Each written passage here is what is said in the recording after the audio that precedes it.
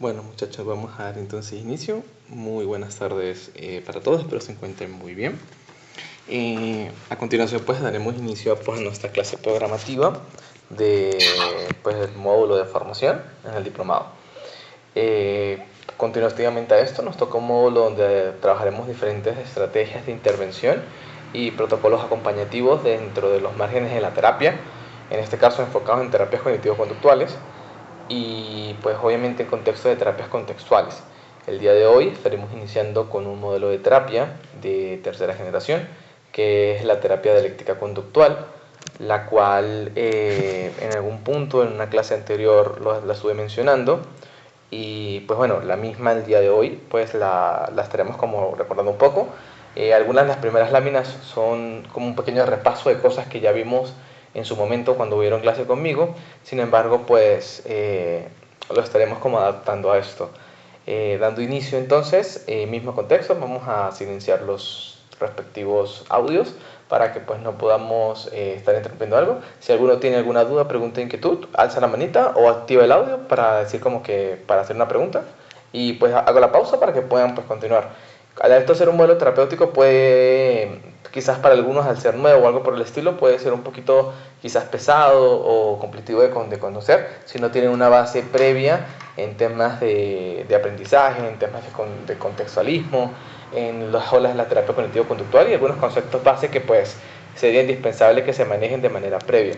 Sin embargo, pues trataré de hacerlo lo más didáctico posible al momento de pues, explicar algunas estructuras y poder desglosar ciertos aspectos dentro de la terapia. La terapia dialéctica conductual, conocido como en este caso DBT, en sus siglas en inglés, lo cual en español, pues nosotros sí lo vamos a conocer como terapia dialéctica conductual o TDC. Sin embargo, al ser una terapia que está en sus abreviaturas en inglés, como tal DBT, o en este caso explicando la estructura de la terapia como Dialectical Behavioral Therapy, que es básicamente dialéctica conductual, ¿sí? O terapia dialéctica conductual, en el cual podemos verlo tanto en español como en inglés, aunque mucho del contenido lo vamos a conseguir en inglés. Nosotros pues nos adaptamos obviamente a algunos narrativos o expresivos en español. Y la manera más adecuada de escribirlo puede ser en este caso DBT, más en español pues lo vamos a conocer como TDC, que es terapia dialéctica conductual. La misma vamos a tratar en la clase de hoy una introducción a historia muy breve, en donde pues haremos un recorrido de ciertos desarrollos, orígenes o aspectos fundamentales en una modalidad terapéutica que es más relevante en la psicología contemporánea en nuestra modernidad de intervención. La misma tiene una autora fundamental, la cual es Marsha Linehan, en la década de 1980, como una respuesta a las limitaciones de los tratamientos existentes para pacientes de alta gravedad. En su momento, la intervención de este diagnóstico o de esta estructura iba acompañado específicamente de ciertas competencias en la limitación que había en algunos tratamientos o protocolos de intervención en el contenido tradicional en la época, ¿ok? Sin embargo, se fueron presentando al pasar el tiempo ciertos tratamientos especializados, que es lo que hoy conocemos, en las terapias contextuales, en tratamientos específicos en algunos trastornos. Dentro de la neuropsicología, muchas de estas alteraciones, causas que hemos visto específicas, nos va a servir este modelo de terapia en apoyar y ayudar muchos contextos, no solo desde los diagnósticos psicopatológicos, sino desde muchas respuestas de experiencias adquiridas. Recordemos previamente que se conversó en una oportunidad que en las terapias de tercera generación no se habla de las personas como pacientes, sino como consultantes. Personas que pues van a adquirir un servicio o vamos a verlo básicamente como unas personas que padecen de algo y no como una contextualización de una persona que está enferma, ya que la terapia pues no lo ve desde este enfoque y la estructura contextual pues no lo acompaña así como tal. Vamos a repasar un poquito algo que veíamos en una clase anterior, pero voy a hacerlo de una manera más breve y pues explicativamente estructural. Las terapias conductuales, que básicamente han avanzado en diferentes aspectos desde 3 generaciones, tanto en modalidades terapéuticas directas, racionales y de una manera objetiva. Las mismas desde un desarrollo se centran en estudios y análisis de comportamientos humanos. Obviamente estos comportamientos se van moldeando acorde al contexto o acorde a lo que se presenta en una situación basado en un contexto o una evidencia de acompañamiento. El mismo enfoque de las terapias conductuales siempre van a estar altamente ligadas al avance científico y al desarrollo de las leyes que rigen el aprendizaje, validadas de una forma empírica. Tenemos un autor como lo que era Hayes, que propuso la reagrupuración de las terapias psicológicas según sus similitudes en las 3 generaciones. En este caso, Hayes, o Stephen Hayes, es un autor de terapias de tercera generación, el cual pues podíamos, o en su explicación, agrupó mucho las terapias en ciertos fenómenos o ciertas estructuras que se simbolizaban en la terapia. En donde pues en este caso, en la primera generación, hablábamos del conductismo clásico, en donde hacíamos un análisis experimental del comportamiento humano. En este caso, en conceptos que ya hemos hablado con una antelación o lo hemos visto en la carrera profesional, que es el tema del conductismo, dentro del condicionamiento clásico y operante, y en figuras de autores como lo que era Watson y Skinner. Estas estructuras de aporte iban obviamente acompañadas y directamente de patrones de comportamiento asociados, pero no habían otras respuestas o elementos que acompañaran estas situaciones, sino que simplemente todo se analizaba desde una acción directa. Esta acción mayormente era desde el comportamiento humano. El mismo, desde un avance, de una estructura, pues obviamente siempre se iba a anclar a las necesidades que se iban a estar presentando. En la segunda generación es la terapia cognitivo-conductual desde la aplicativa. Las cogniciones como causa principal de la conducta y el objetivo pues era transformar el pensamiento. Aquí ya trabajamos ciertos patrones que no se veían desde el conductismo tradicional, sino los elementos cognitivos, en el cual tenemos autores como lo que es Aaron Beck, que es el padre de la terapia cognitiva o del modelo de intervención cognitiva depresivo, y en este caso la terapia racional motivo-conductual, que es la TREC, de Albert Ellis, en donde pues ambos compartían una serie de estructuras en donde lo cognitivo, lo emocional y lo cognoscitivo conductual iba acompañado directamente de cambios que iban a influir unos en otros, pero se tenían en cuenta otros elementos de investigación o aportes que eran como las reestructuraciones cognitivas, en este caso los aportes de los funcionamientos del modelo de la terapia, como el modelo ABC en la TREC, y el pensamiento, emoción y conducta dentro de la triada del ABC de Aaron Beck. En la tercera generación tenemos autores como lo que era Hayes, y obviamente según cada aporte, según el modelo terapéutico que vamos a utilizar. Por ejemplo, en la TBC teníamos a Linehan, la cual pues muy manera ampliada por rato de ella, en las terapias contextuales, pues siempre iban acompañados de elementos o estructuras que no se tenían tan de la mano como se estudiaban antes, como en este caso un elemento particular era el humanismo o los aportes humanistas que se tienen dentro de la terapia actualmente y que se trabajaba en base a la función y la experiencia que las personas pues empezaban a desglosar en estos estilos de vida. Ahí pues influían algunos modelos de terapia como lo que es la ACT, que es la terapia de aceptación y compromiso, la FAP, que es el análisis funcional de la conducta, o la psicoterapia funcional analítica y la terapia dialéctica conductual, que pues eran modelos dentro de la terapia. Igual iré desglosándolos un poco más adelante, que pues en esto pues se va desglosando. Estas olas pues representan una evolución progresiva en la comprensión y el abordaje de los problemas psicológicos, ampliando el foco desde una conducta observable hasta la experiencia interna, el contexto y la funcionalidad de comportamientos. Estos mismos van acompañados, van de la mano en ciertos contextos del funcionalismo y el comportamiento humano. Para entender esto un poco más, obviamente hay que tener algunas lecturas previas que son, de manera resumida, lo podemos ver en artículos de investigación. Sin embargo, podemos desglosarlo en otros tipos que son los libros, más es un tema de sentarse a hacerlo en su momento, pues ciertas estructuras para desglosarlos. En primera generación, voy muy breve con esta parte, las características principales, que era que básicamente estas mismas surgen del conductismo como alternativa al modelo de Freud, o en este caso el modelo freudiano, que era para parte del psicoanálisis. Las figuras claves en este caso J.B. Jackson, que era el padre del conductismo, y B. Skinner, que era el conductista radical, ellos exponían la aplicación de ciertos comportamientos y el uso de variables tanto objetivas como medibles, que eran las partes de la contingencia, el reforzamiento y el control de la discriminación de estímulos. Esto obviamente en un cambio que era conocido como cambios de primer orden, los mismos van a generar un acompañamiento estructural dentro de cada uno de los ejes principales en el comportamiento o en el conductismo. En estas limitantes obviamente tenían una baja eficacia y un análisis empírico inadecuado o nulo en la parte cognitiva. Por ende, al carecer de elementos cognitivos, siempre se iba a delimitar en el acompañamiento de los pensamientos o del lenguaje de las personas, y que obviamente no iba a ayudar a muchos problemas psicológicos con el tiempo. Más que todo tenía una influencia en bajo contexto, pero obviamente esto iba a generar cierto desahogo. Explicativamente esto, en la década de los 80, basadamente obviamente en los 50, hubo una estructura que era basada menos en los condicionamientos de Skinner, esto en la parte operativa, y los pavlovianos, que era la parte clásica. Sin embargo, estos tuvieron un fundamento científico posterior a los años, donde se daba el aporte a lo que hoy conocíamos como las investigaciones construidas en procesos conductuales. Sin embargo, en estos momentos, en su época, los aportes eran de baja eficacia, porque básicamente no tenían una explicación muy sólida al momento de ciertos diagnósticos psicológicos o patológicos, y obviamente todo se trataba desde una estructura más delimitada.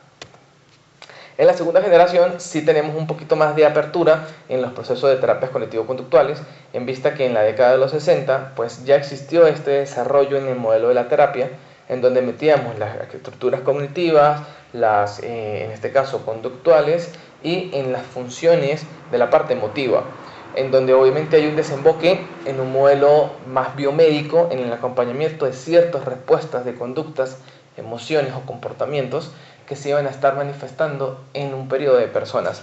Esta característica trabajaba en base a creencias, esquemas y pensamientos que se causaba principalmente influido por la conducta. Sin embargo, esta también trabajaba en transformar los pensamientos y para cambiar ciertas estructuras de la conducta.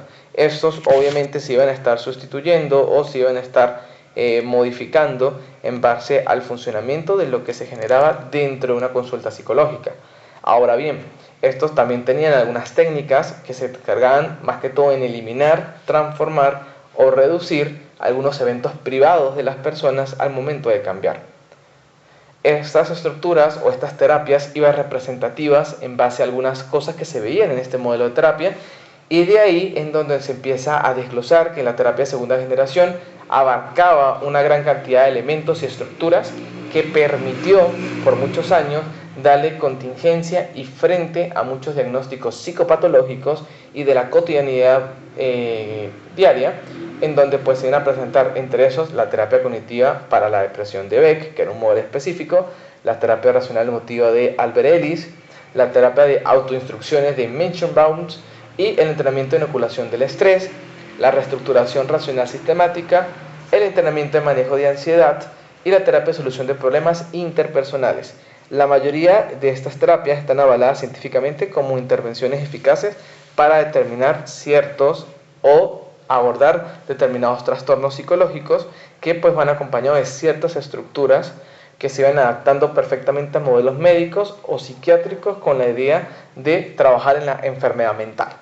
Sin embargo, obviamente la terapia tenía sus limitantes o sus estructuras, más tiene su aporte en avales científicos que nos ha permitido en nuestra actualidad pues abordar una serie y cantidad de problemáticas en base a esta segunda generación.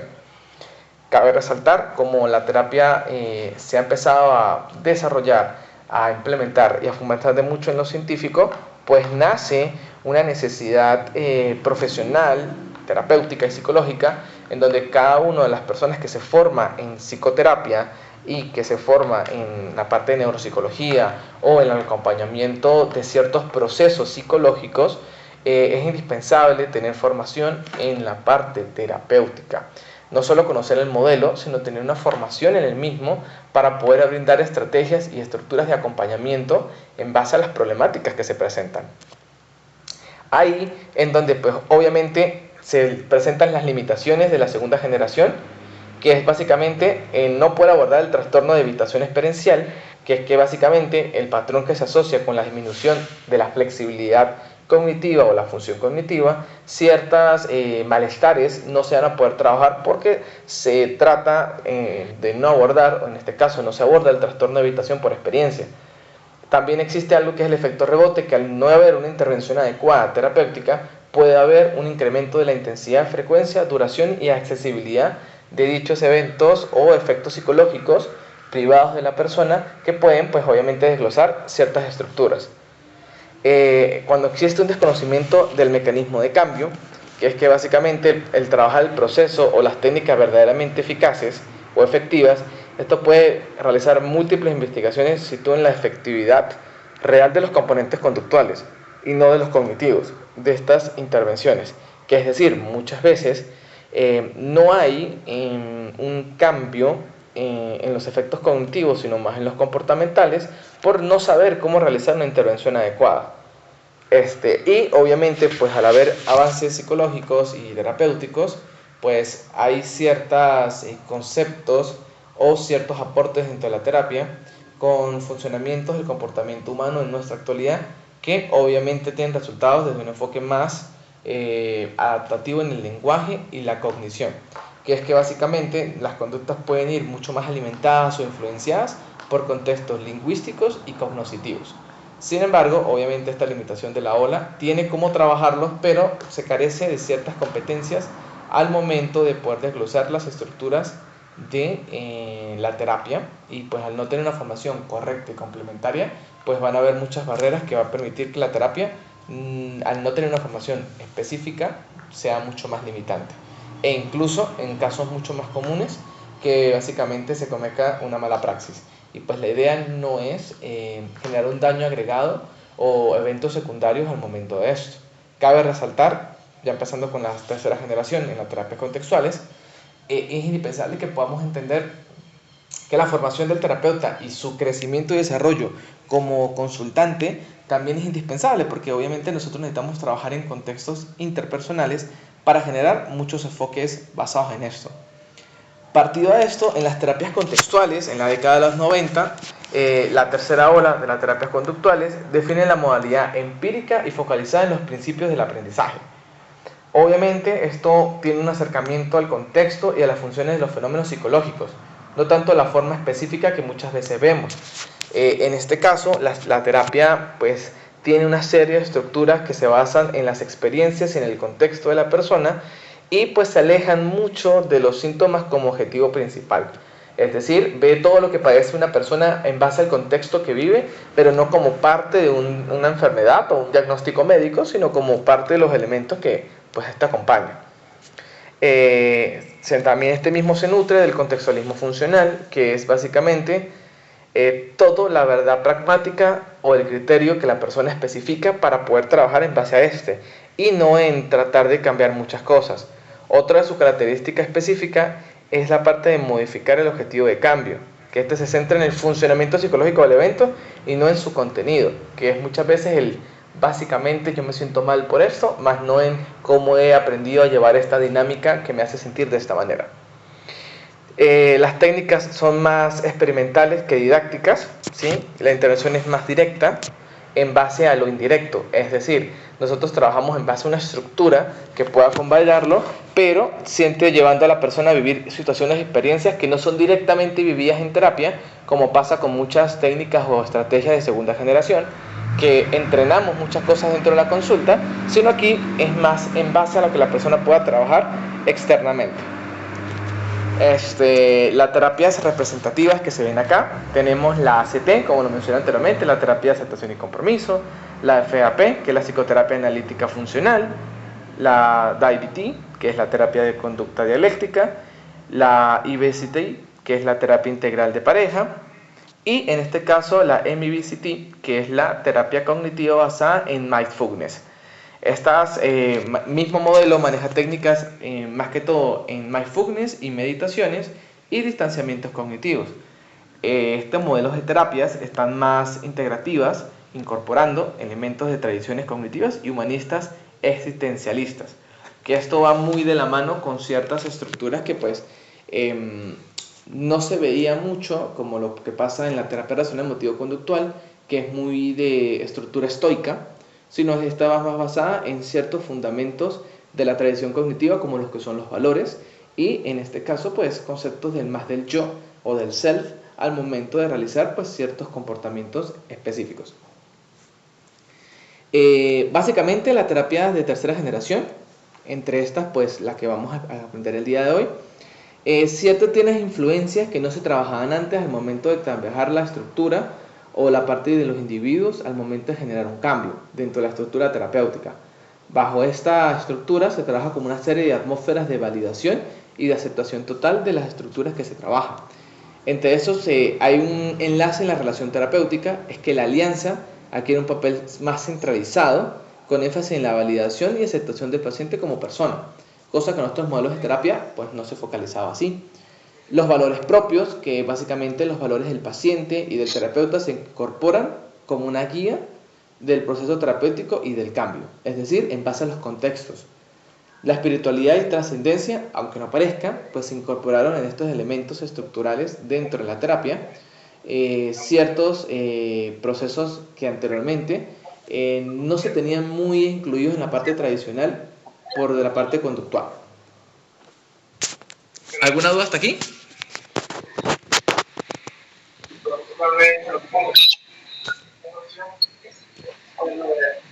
¿Alguno tiene alguna duda? Daniel, ¿tienes alguna duda?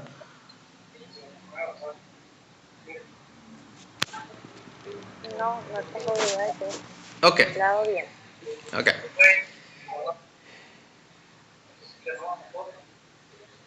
Ok, muchachos. A ver, parte de esto voy a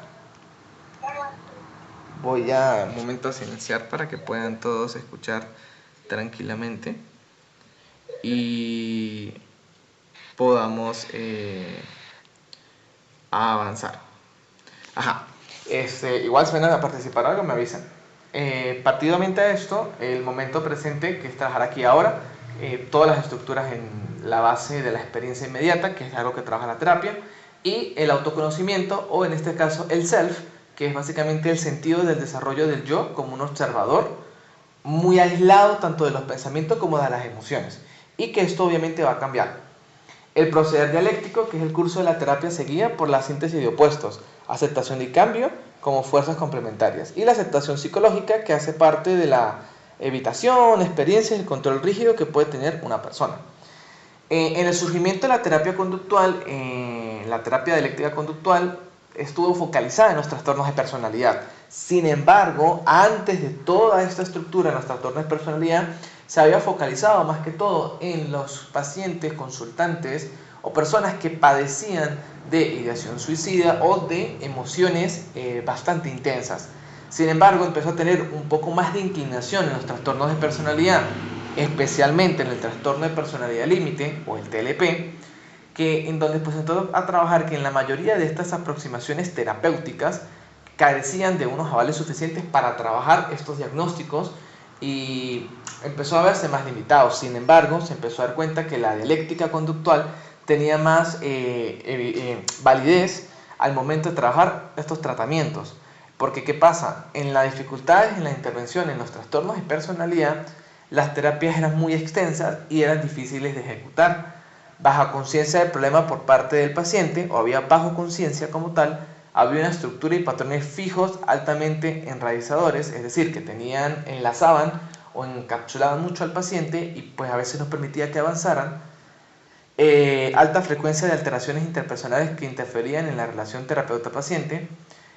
Muchas veces pasaba que era como que, bueno, el terapeuta no me contesta, yo estoy en una crisis, tuve una ideación suicida y no me apareció, entonces yo no le importo, solo le importa es lo que yo le pago. O sea, una serie de situaciones acompañantes, experienciales, que llevaban a que la relación terapeuta-consultante se viera bastante interrumpido. Y la negación profesional ante diagnósticos difíciles como el TLP. Obviamente, la problemática más eficaz en la terapia dialéctica conductual, en este caso de Linehan, que es la autora, para el trastorno límite de personalidad, este mismo pues tuvo como una presencia de evidencia terapéutica más potente en su actualidad, aunque en este momento se ha modificado en algunas partes, en el presente se siguen trabajando la estructura principal. Misma que la etiología de este modelo de terapia era que la disregulación emocional biosocial, que lo iremos viendo un poco más adelante, que es básicamente la unión entre la vulnerabilidad y los entornos invalidantes, que vemos muy común en pacientes con trastorno límite de personalidad, que uno de los factores más inestables o que más aumenta los niveles de inestabilidad o de desregulación emocional es los aspectos de vulnerabilidad donde esta persona se percibe y la hacen sentir vulnerable partiendo de un entorno totalmente invalidante donde no genera herramientas, no genera aportes y la persona se encapsula en un estado constante, pues no hay un avance estructural.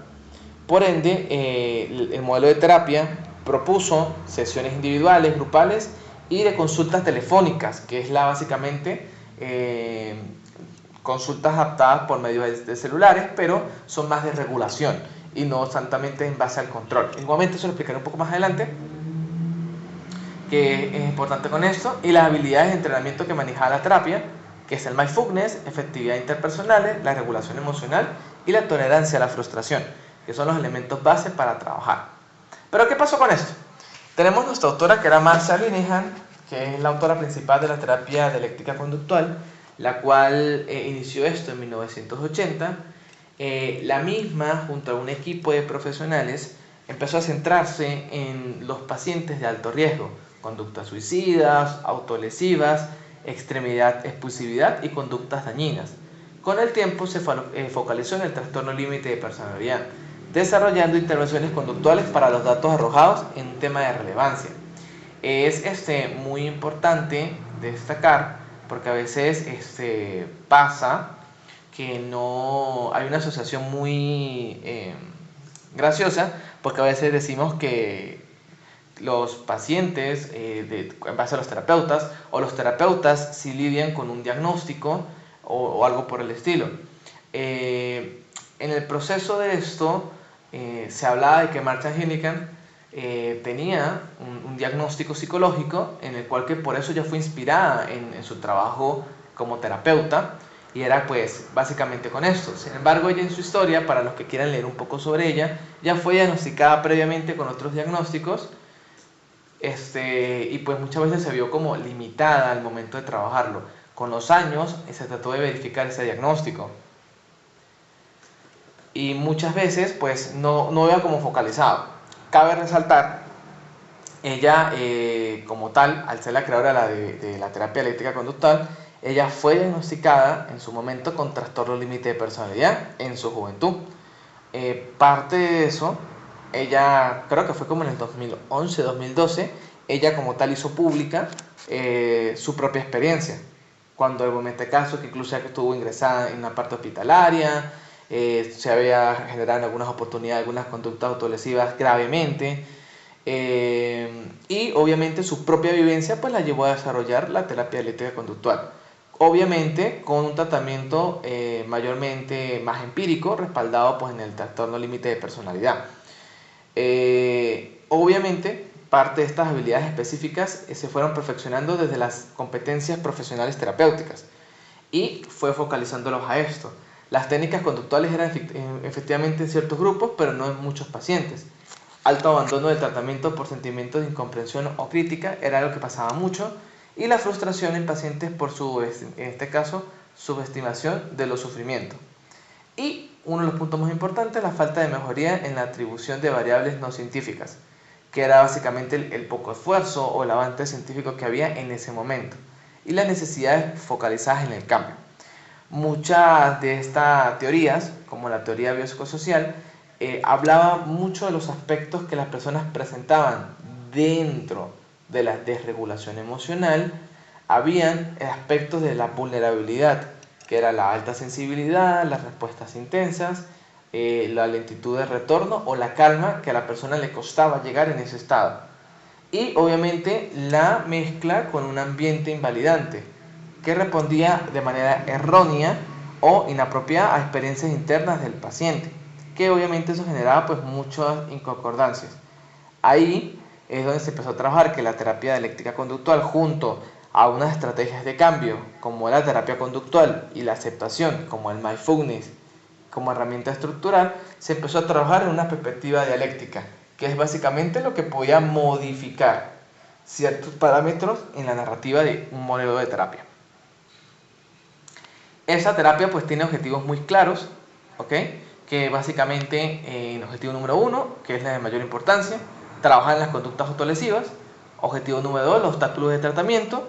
Los mismos pues, pueden disminuir pues que sean parte de pues, no acudir a terapia, llegar tarde, asistir intoxicado a la consulta, y son cosas que pues no son nutritivas al momento de brindar un acompañamiento terapéutico, porque son cosas que entorpecen el tratamiento. El objetivo número 3, que es la simplificación de conductual, que es básicamente nosotros poder interferir en ciertos parámetros o ciertas series en la calidad de vida de la persona, tanto en el uso de las sustancias, en la parte alimentaria, en la ausencia de trabajo o en la parte escolar. Nuestro objetivo es simplificar ciertas estructuras de la conducta para poder influir de mejor estructura en la vida de la persona. Y el de menos importancia inicial, que es la aplicación de estrategias, que es básicamente la regulación emocional, habilidades de conciencia, relajación interpersonal y manejo de emociones. ¿Por qué es de menor importancia de manera inicial? Porque en vista de esto nosotros debemos trabajar en lo que le puede hacer daño a una persona, tanto de una visión dialéctica en base a esto. ¿Por qué? En las conductas autolesivas mayormente aumentan el riesgo de incidencia o daño a la persona, que obviamente se puede trabajar de manera progresiva, pero es en lo que tenemos que concentrarnos antes de poder trabajar en otros factores distractores de la terapia, como lo puede ser en este caso el no haber hecho mis tareas terapéuticas, entonces por eso no voy a terapia. Y como no lo hice, me empiezo a sentir mal y empiezo otra vez este ciclo. La idea realmente nace desde que la conducta dañina se pueda trabajar y que no genere un factor secundario de daño, que es lo que nosotros tratamos de evitar. Obviamente esto acompañado de una estructura que le da forma a las cosas para trabajar. ¿Alguna duda hasta aquí, muchachos, para pasar a la siguiente diapositiva o bloque en este caso de diapositivas? ¿Hay alguna duda hasta aquí?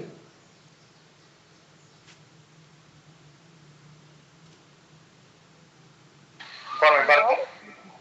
Ok, Daniel no, Albany tampoco. ¿Los demás?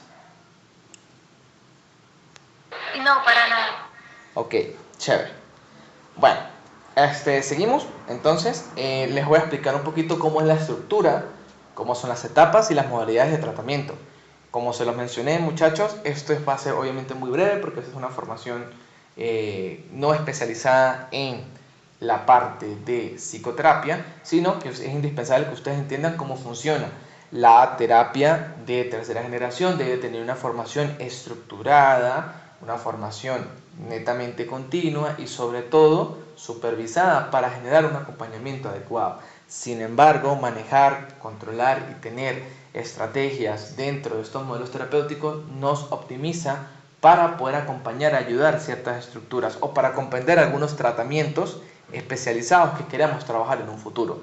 Digamos, en el caso de Ari, que sé que es especialista en la parte de gestal, puede llegarle un paciente con alguna alteración cognitiva y el paciente, pues en base a eso, tiene un diagnóstico de TLP, por ejemplo, o de algún trastorno de personalidad. En este caso, Ari tendrá las herramientas desde su modelo de psicoterapia, que es el que ella escogió, en el cual ella se formó, en el cual ella tiene sus fundamentos, su ética y su estructura. Más puede ser que algunas herramientas no van a tener impacto por este daño cognitivo y sería un aspecto más conductual. Entonces ella tiene ejemplo la apertura de, ok, no estar especializada en dialéctica conductual, pero conoce estrategias, la estructura y cosas que maneja la terapia que le puede fundamentar y ayudar a la persona para que en este caso particular ella sepa qué puede hacer. Y así con el resto de los participantes, o coloco a Ari de ejemplo porque sé que ya tiene un modelo terapéutico definido, pero los demás pues obviamente sé que tienen otros modelos inclinados dentro de la cognitivo-conductual o en el psicoanálisis, pero respetando obviamente la influencia de aprendizaje de cada uno de ustedes, pues es brindarles y en este caso la libertad de que puedan escoger, aparte de un modelo terapéutico definido, brindarse la experiencia, la apertura de conocer otros fundamentos, estructuras que le permitan generar un acompañamiento ético adecuado y sobre todo poder garantizarle a un persona secundario mira, esta es un modelo especializado que te va a servir, sin embargo yo conozco pero no lo manejo, puedo referirte y cuando ya trabajes en un proceso de terapia regresas a lo que estamos trabajando, porque así es como funciona realmente. La terapia eléctrica conductual es un programa de tratamiento altamente estructurado que consta de distintas modalidades y etapas, bien en este caso delimitadas. Cuando hablamos de etapas y de modalidades es que pues al ser una terapia totalmente estructurada tiene unas fases y unas estructuras que tienen que cumplirse. Por ende, las mismas pues van acompañadas de elementos. Por ejemplo, las fases del tratamiento, ojo, cuando hablamos de tratamiento, no hablamos de la estructura inicial y estas cosas, sino es ya donde se empieza a trabajar. En estas estructuras tenemos 4 fases, sin embargo hay una fase de pretratamiento, es decir, previo al mismo, donde se trabaja la evaluación, la orientación y la parte de contrato. Porque la terapia dialéctica conductual trabaja en base a un contrato. Estos son contratos de contingencia o contratos de desarrollo terapéutico, donde hay una serie de objetividades, estructuras y elementos que se redefinen con el consultante al momento de pues, generar estas cosas. Aunque esta fase de pretratamiento, que es una fase de compromiso o de precompromiso, esta va añadida o es esencial para la adhesión. Esta misma se realiza una evaluación funcional, una parte de psicoeducación sobre el modelo psicosocial, que ya hemos hablado anteriormente, y se establecen los límites flexibles pero firmes, y la parte de firmar el contrato terapéutico de compromiso, en donde la persona se compromete a trabajar ciertos elementos con, obviamente, ciertas acciones, límites flexibles para trabajar en una terapia. Les doy un ejemplo. ¿Qué es un límite flexible? Los límites flexibles son, digamos, tengo un paciente con TLP que una vez me pasó con uno, aquí contando un poco la experiencia terapéutica, comía una vez al día y esa comida diaria era un cigarrillo, un café y a la media hora una manzana. Y eso es lo que comía diario. Podía cambiar la fruta, pero literalmente su comida diaria era un cigarrillo, un café y una fruta. Más nada. Tenía un sistema alimentario tenaz, inestable y súper mal. Obviamente esto pues permitía que desistiera más de esto. Y cuando esta persona empieza terapia, empieza a sufrir mucho porque dice en su dialéctica, en su verbato, empieza a decir mucho, no, pero es que yo no tengo la capacidad. Yo no soy una persona que pueda con esto. Yo soy esclavo de este diagnóstico. En el proceso de trabajar con él, empezamos a darnos cuenta de que realmente podíamos ofrecernos algo más que esta narrativa, que era las cosas con las que yo me comprometía.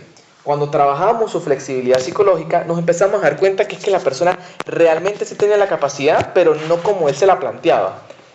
Aquí me preguntarán, profe, ¿a qué suena eso? Muy sencillo. Era tipo, ejemplo, hoy, esta semana, vamos a empezar a agregar una comida extra. La siguiente semana comemos 2 días sí, un día no. La siguiente semana, 3 días sí, un día no. Así sucesivamente. Cuando lleguemos a la semana 4, no vamos a aumentar la cantidad de consumo, sino la cantidad de comidas en el día. Es decir, vamos ahora a comer nuestro respectivo desayuno y almuerzo y podemos no cenar. El siguiente día seguimos comiendo así, pero vamos a cambiar algo. ¿Cuál es la fase del límite? Que si un día llegamos a 3 semanas estable, podemos escoger un día específico donde si no te provoca comer, no exactamente va a ser una recaída, sino un refuerzo que necesitamos darnos cuenta que podemos permitirnos, pero no normalizar. Y eso es algo que tiene que ir en el contrato. Entonces, cosas así se pueden trabajar con un paciente con TLP, ejemplo, que vamos a tratar en base a unas estructuras conductuales. Y obviamente pues la fase de acompañamiento en el control de emociones. Pero bueno, en esa fase se van a trabajar todas estas cositas y más o menos se van unas 2 o 3 sesiones en el proceso de evaluación, orientación y contrato. Obviamente el contrato es algo que se explica previo a la consulta y se le va anexando a la persona con el tiempo. En la fase 1, que es la primera de tratamiento, se logra el control conductual, que es la jerarquía de los objetivos 1 al 4. Recordemos que actualmente estábamos hablando hace un momento en las diapositivas anteriores de los 4 objetivos, que mismos dichos objetivos se van a estructurar en un acompañamiento. Recordemos que nosotros parte del funcionamiento que queremos lograr o realmente lo que nosotros queremos optimizar al momento de poder evaluar es que se cumplan estos objetivos. Recordemos un poquito, que lo veíamos en las láminas anteriores, que el primer objetivo era la conducta autolesiva, que era el de mayor importancia. El objetivo número 2, que eran los obstáculos al tratamiento. El objetivo número 3, que era la simplificación de conductas. Y el objetivo número 4, que pues yo les mencioné que era el menos importante, que era la amplificación de estrategias. Obviamente, en esa fase 1, nuestro objetivo es trabajar esta fase conductual, ¿sí? En base a estos 4 objetivos de manera jerárquica, en ese orden, pues.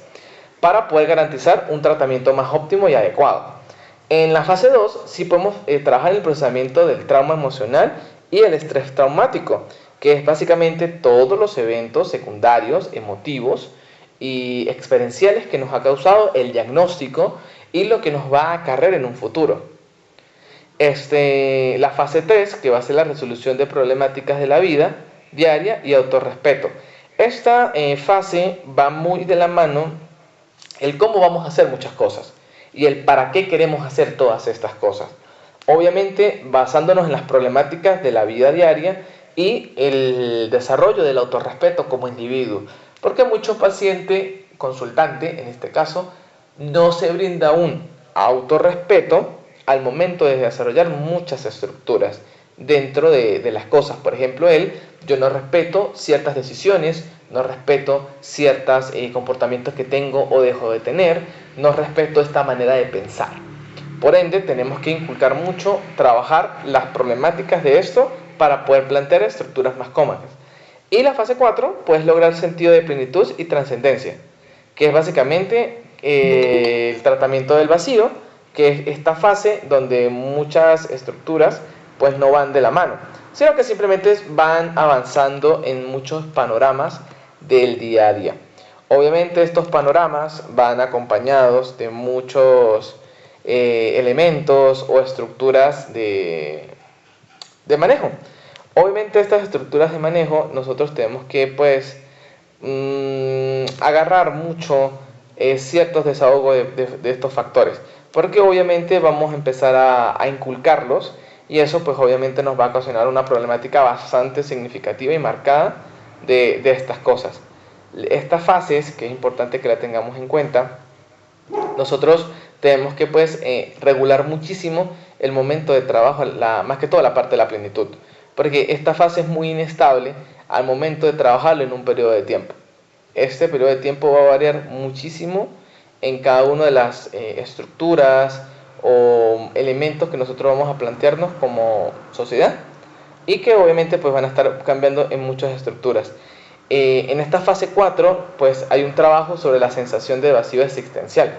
Sin embargo, estaba muy orientada hacia el desarrollo más espiritual o interpersonal de la persona y obviamente la capacidad de experimentar alegría auténtica. Lo que se quiere es que la persona experimente ciertas emociones, más que todo agradables, para nosotros poder regular ciertas estructuras y pues bueno, poder pues darle forma al momento de trabajarlo. La misma tiene estas 4 fases, que son las fases de tratamiento. Estas fases de tratamiento, pues, lo hablábamos anteriormente, a diferencia del pretratamiento y el sentir la plenitud de vacío. Como explicaba hace un momento, aquí las tenemos un poquito más desglasadas. La validación central en el lograr esto, esta puede durar un año incluso, de la parte de la función crítica, esto puede durar típicamente pues un año. En la fase 2, que va a centrar en reducir el estrés postraumático de origen temprano. La fase, en este caso 3, que se centra en la resolución de problemas cotidianos. Y la fase 4, que es pues la sensación de vacío. Estas fases mencionadas anteriormente en la diapositiva, lo que nos va a garantizar a nosotros es poder darle forma a ciertas estructuras al momento de trabajarlas. Obviamente, estas fases de tratamiento tienen modalidades, ¿sí? Estas 4 tienen unas modalidades que van simultáneas en la terapia, que serían las que tenemos a continuación.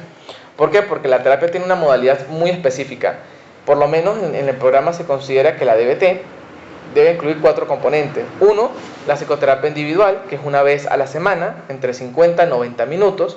Esta terapia no es tan centralizada como en la terapia de segunda generación, que se maneja 45 a máximo 1 hora. Aquí pues sí se puede ampliar a 1 hora y media sin ningún problema, porque pues la terapia es una piedra angular que se encarga de mantener la motivación, la estructura diaria de registros para poder manejar ciertas estructuras y el abordaje de jerarquías estrictas de los objetivos priorizados que se van a presentar. ¿Por qué? Porque todos los pacientes no siempre exactamente van a presentar los mismos síntomas y por ende, por eso es muy contextual cómo vamos a trabajar con cada uno. Hay una parte que este modelo maneja, que es el entrenamiento grupal en habilidades.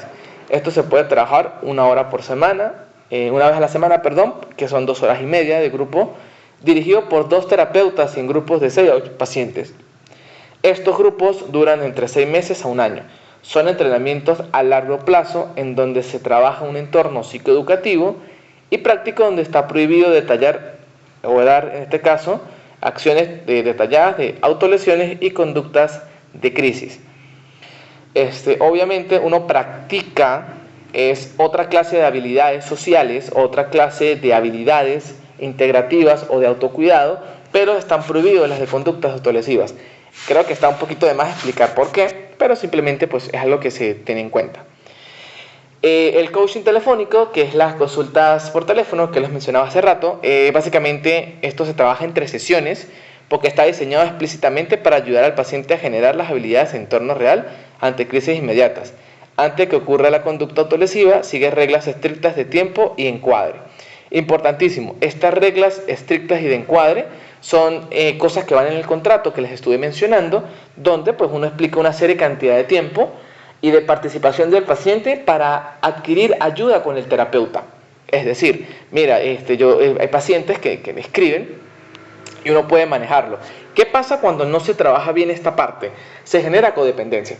Entonces, para eso se maneja en el contrato terapéutico la participación del terapeuta. Ejemplo, hay una participación activa del terapeuta de 2 a 3 reforzadores que van a existir en 3 sesiones. Ejemplo, si lo vi hoy miércoles, tiene 2 o 3 maneras de escribir. Vamos a usar las palabras más sociales para no usar tanto tecnicismo, que tiene 2 o 3 oportunidades de escribirme a mí para plantearme ciertas estructuras de habilidades que ya está implementando para ver alguna modificación o no, o en su defecto que exista algún comportamiento o estructura que lo afecte y quiera drenarlo con el terapeuta. Va a existir una participación limitada que tenga el terapeuta para con la persona, y ese también tiene un tiempo. Ejemplo, lo máximo que te va a poder dedicar son 15-20 minutos después que yo te contesto, son el tiempo que te voy a dedicar para que puedas focalizar lo que necesitas, y luego de esto se interrumpe el acompañamiento de telecomunicación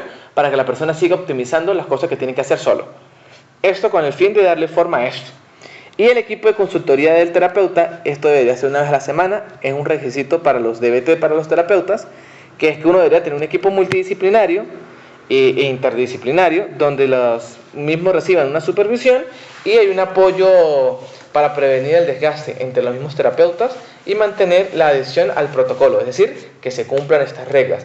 Porque muchos terapeutas con DBT se esfuerzan tanto porque sus consultantes los consumen, porque están muy pendientes encima de ellos. Por ende, obviamente se va a volver desgastante estar pendiente de ellos, y al no compartirlo con otros terapeutas, pues obviamente se va a volver desgastante. Esto se va a trabajar en base a unas jerarquías, que son las categorías, que lo que estuvimos hablando hace rato, aquí está como un poquito más especificado, que es lo que pues estuvimos viendo en las diapositivas anteriores, en los 4 objetivos. Desde lo que se quiere trabajar, nosotros los terapeutas tenemos que focalizarnos en esto como base de modelo. En el mismo, este modelo pues nos va a trabajar la rigurosidad y nosotros poder trabajarlo. ¿Qué es lo que va a pasar? Obviamente, explicando estos objetivos, nosotros podemos moldear un contrato terapéutico que nos va a permitir abarcar, construir y desarrollar ciertas estructuras en la parte de evaluación, y que nosotros podamos generalizar ciertas estructuras para trabajar modelos más adaptativos dentro de la terapia psicológica. Obviamente, parte de esto nosotros tenemos que tener muy claro, porque eso es importantísimo, que ciertos factores pueden ser interrumpidos, pero hay otros que no se van a interrumpir porque obviamente pues son cosas de la experiencia humana que van a pasar. Ejemplo, yo tengo consulta psicológica y el día de mañana, pero esta mañana pasó un evento en el trabajo y no me pagaron, y por ende no puedo pagar mi consulta. Es un evento que no se controla, que puede interrumpir la terapia, pero que obviamente uno pues puede abogar a ayudar al paciente consultante y pueda hacer algo que pues podamos regular ciertos fomentadores. Aquí, por ejemplo, tenemos una integración clínica. Ejemplo, tenemos un paciente de 17 años con anorexia nerviosa, aislamiento social y cortes autolesivos en los brazos. ¿Cuál sería la resolución jerárquica en este caso?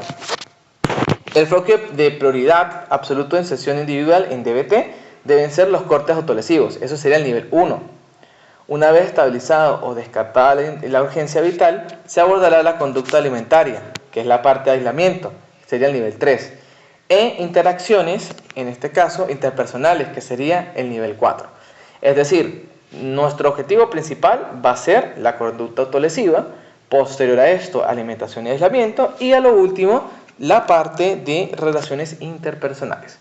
¿Por qué? Porque obviamente para nosotros es indispensable, según la estructura, poder acompañarlo sin delimitar a la persona, garantizando una óptima acción terapéutica y sobre todo un cuidado de la persona que estamos evaluando, en este caso acompañando terapéuticamente.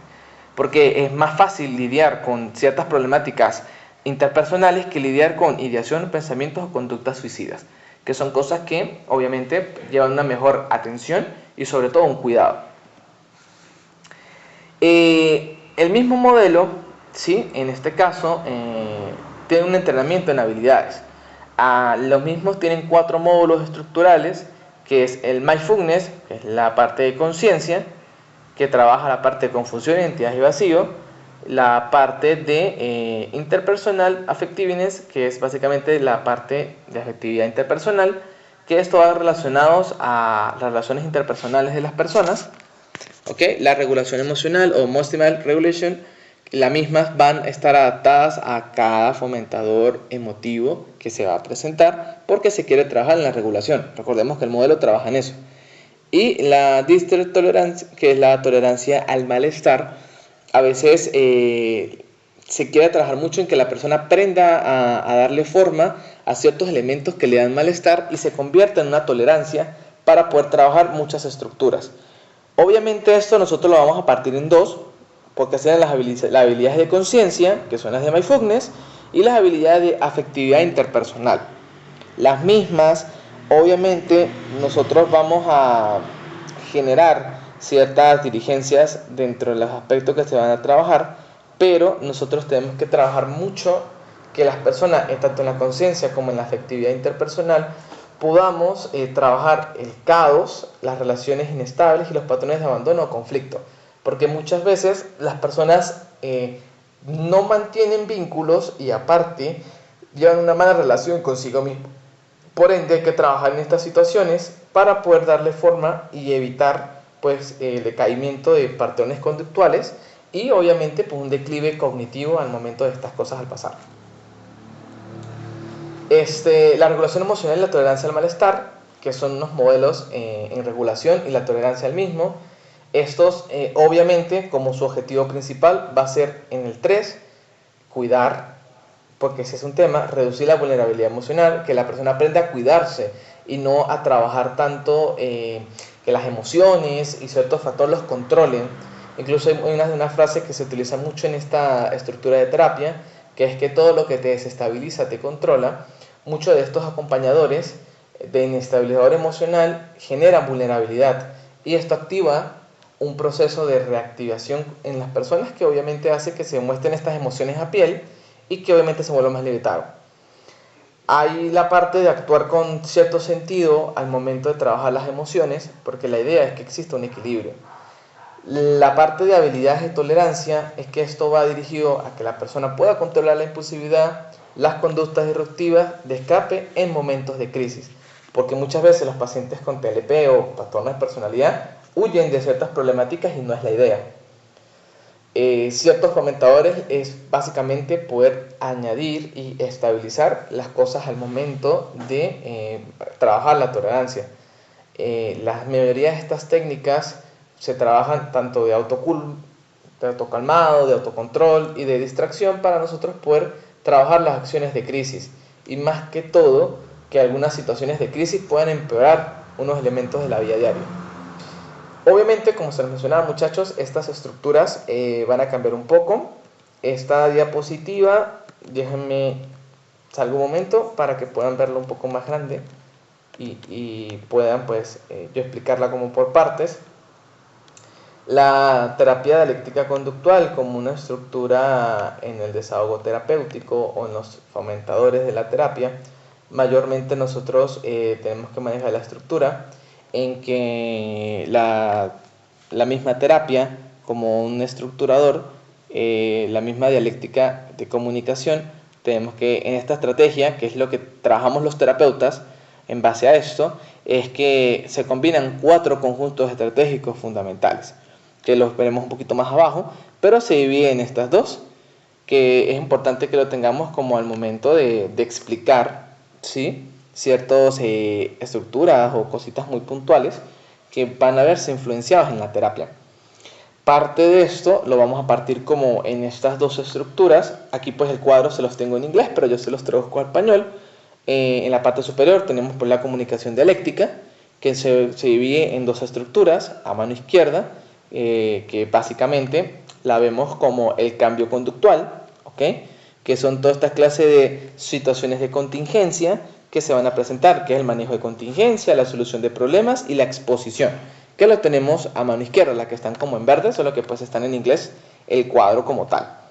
En la parte de esta misma, que es básicamente la BJ-RIP, en este caso Changle, son estas 3 estructuras que vamos a desglosarlas porque es importantísimo que tengamos en cuenta que al momento de aplicarlas, muchas de estas estrategias en el cambio, pues nosotros vamos a poder manejarlas, pero muchas veces pues no aplica. Entonces es indispensable que tengamos en cuenta que en la estrategia dialéctica nosotros vamos a utilizar un desahogo pues bastante estructurado. Ahora bien, a mano derecha es la aceptación y la valida, que esto se estructura en 6 niveles, o los 6 niveles de validación: la parte radical de aceptación y el mindfulness. Obviamente vamos a esa parte. Voy a bajar un momento la diapositiva para que la puedan observar. Sí, yo estoy grabando la clase, Albany. La clase está totalmente grabada, no te preocupes. Si alguno no puede entrar, la clase está grabada. Me van a disculpar, sí, porque no pude modificar algo en el celular. No sé por qué se me configuró eso, pero a veces se están marcando mis chats del grupo que está dando Stephanie del otro diplomado, o mensajes que me han escrito en general, así que me disculpan, pero eso pues no lo pude controlar en este momento. Pero de vez en cuando en la parte superior van a aparecer pues cuadrado la parte de WhatsApp, más yo lo corro lo más rápido que puedo, pero pues es algo que pues no puedo controlar. Sin embargo, entrando en materia, nuevamente voy a bajarles un momentico el cuadro para que lo puedan focalizar estas estrategias de cambio y balance, que son estrategias tanto en las técnicas tradicionales cognitivo-conductuales. En cadena se trabajan estos niveles de validación. Linehan planteaba unos niveles en la validación o en la aceptación de estas estructuras para poder trabajar ciertos aspectos en los terapeutas pacientes. ¿Qué son estos 6 niveles que tenemos acá? El nivel 1, que es la atención activa, en donde se está presente y se escucha de forma concentrada, sin distracción. Nosotros estamos totalmente focalizados en el paciente. El nivel 2, que es el reflejo preciso, que es una parte de resumir o devolver los sentimientos, pensamientos comunicados para verificar la comprensión, que es básicamente como repetir lo que la persona nos estuvo diciendo, pero esto es devolver ciertos sentimientos o pensamientos que éste está expresando hacia lo que está pasando. Tenemos el artículo o el articular lo no dicho, que es identificar aspectos emocionales no especificados verbalmente, leer entre líneas, básicamente es lo que tenemos que hacer. Es como hablar de estas respuestas o eventos emocionales que la persona no habla y no ha dicho, pero que está allí y que es importante pues articularlos en presente. El nivel 4, que es la validación por la historia pasada biológica, que es explicar por qué la conducta tiene sentido dado el aprendizaje previo y la vulnerabilidad que ésta presenta.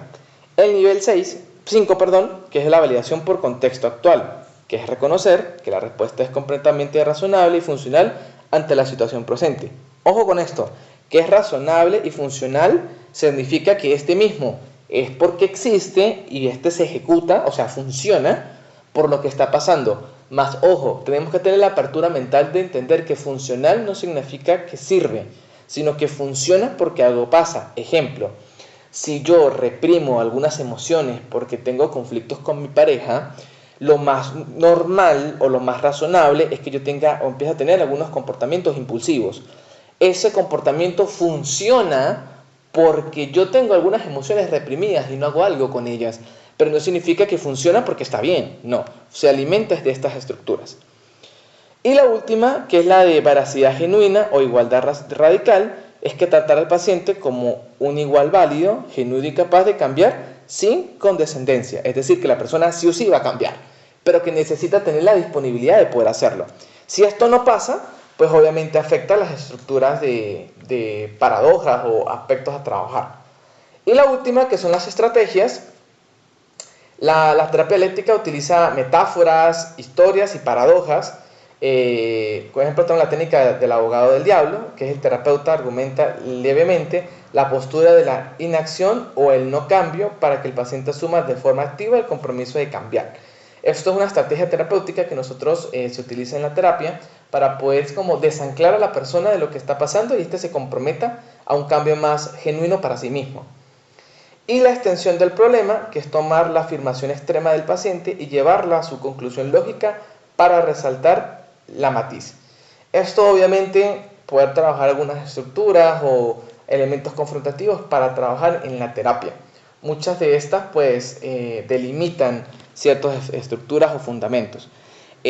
La misma como terapia genera una limitante en las acciones terapéuticas que hemos vivido como sociedad y que pues, obviamente en la dialéctica vamos a tener muchísimas influencias psicológicas.